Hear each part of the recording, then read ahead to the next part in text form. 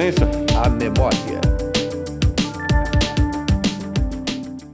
O Vossa Excelência a Memória está de volta e a gente continua a nossa conversa com o ex-ministro, ex-presidente da Câmara dos Deputados e ex-vereador, claro, Aldo Rebelo.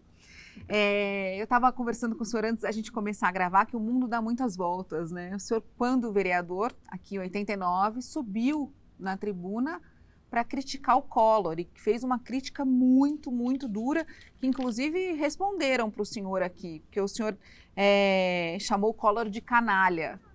E aí um vereador pediu para o senhor retirar essa palavra desses arquivos, né, do que eles deixam registrado para a história. Aí o senhor respondeu: eu gostaria que o senhor desse um adjetivo que perfeitamente qualificasse então o Collor. E ele ficou em silêncio. E aí, né, o ano passou, o senhor foi eleito deputado federal e quem estava votando o impeachment do Collor lá em Brasília? Logo em seguida, é verdade, eu fui eleito em 90, quando tomei posse logo depois, houve a denúncia, né, do irmão do presidente Collor, do Pedro Collor. Isso suscitou uma investigação, eu integrei a comissão de julgamento lá da Câmara, em seguida logo votei pelo impeachment. Eu considero que foi muito traumático, como foi depois o da presidente Dilma e como foi o da tentativa do presidente Temer. Eu acho que o melhor é que cada um termine o seu mandato, entendeu? E que o povo, a cada 4 anos, escolha o seu presidente, porque processos de impeachment deixam muito trauma, deixam muitas cicatrizes. Mas quando o senhor falou aqui na tribuna, ainda era um começo ainda acho que estava em campanha, quer dizer, o senhor já sinalizou ali o que o senhor pensava de cara dele. Mas ele estava no auge, né? Ali ninguém imaginava que houvesse um processo de impeachment logo depois da eleição dele, né? Não havia essa hipótese.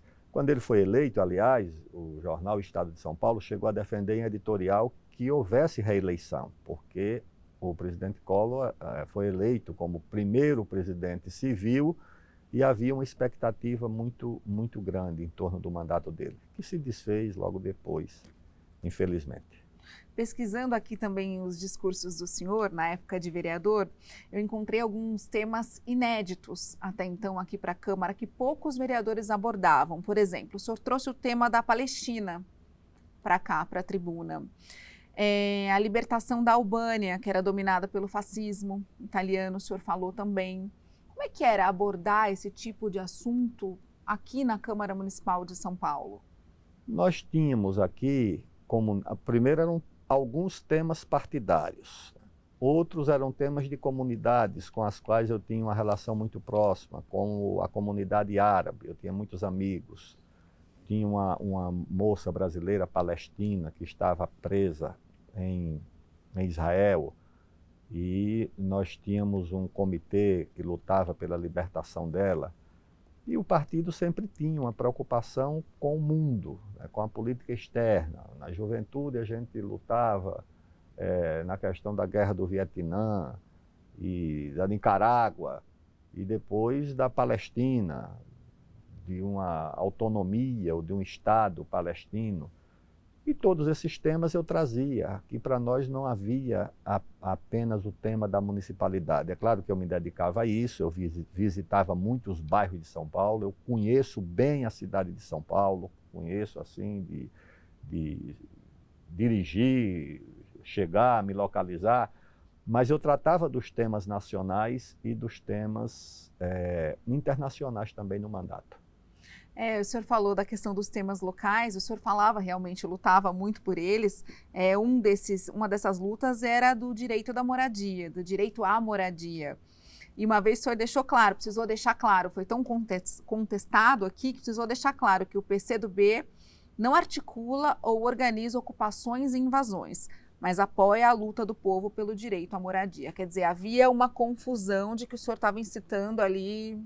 Não, nós não participávamos. Nós apoiávamos porque havia casos assim no Jardim Robru, que foi uma grande ocupação, que depois foi urbanizada para chegar água, chegar luz, foi muita luta. E eu participava, eu ia sempre lá, conhecia as lideranças, e essa luta pela moradia na cidade de São Paulo sempre foi, para a população mais pobre, a luta mais importante, né? Porque é de onde uma parte da renda é retirada dos mais pobres é para o aluguel. Então ter a casa própria é o sonho, é uma prioridade para a população mais pobre. E nós sempre apoiávamos essas lutas e eu participava de todas elas, e o meu mandato aqui era um ponto de apoio para esses movimentos. Transporte coletivo, o senhor abordava bastante também. Que também era muito questão do preço da ligado passagem. ao sindicato dos trabalhadores de transporte, ligações que mantenho até hoje, e que nós tínhamos aqui na Câmara também um vínculo muito grande com a luta do transporte e a luta do direito ao transporte, que não é propriamente a do trabalhador do transporte, é da população. E o preço da passagem também é outra coisa que você não pode contornar. Você pode adiar qualquer despesa, mas a despesa do aluguel, a despesa do transporte, a despesa da feira, como se diz, essa é obrigatória. E além do mais, é o seguinte, são despesas que não tiram férias, certo? Ela vai chegar todo mês, o cidadão pode tirar férias. A conta da água, da luz, do gás, da moradia, essa não tira férias. Então é uma coisa difícil.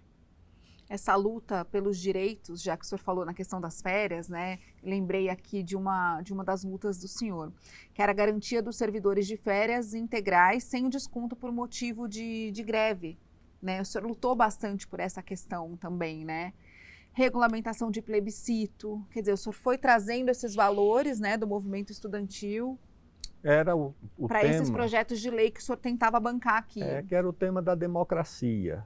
O Brasil tinha passado algum tempo sob um regime militar e a questão da democratização era um apelo muito grande e que nós repercutíamos aqui dentro da Câmara. Mas uma coisa também que me marca assim é a relação com os servidores da casa. Nós tínhamos um corpo técnico muito capacitado, não tínhamos uma grande assessoria de imprensa, não havia TV Câmara na época, Rádio Câmara, não havia isso ainda. Mas né? havia jornalistas setoristas Havia que cobriam. a sala, Vicente Leporassi, ainda tem essa sala com esse nome? Pronto. Então era essa sala que homenageava um jornalista, que era a sala da imprensa.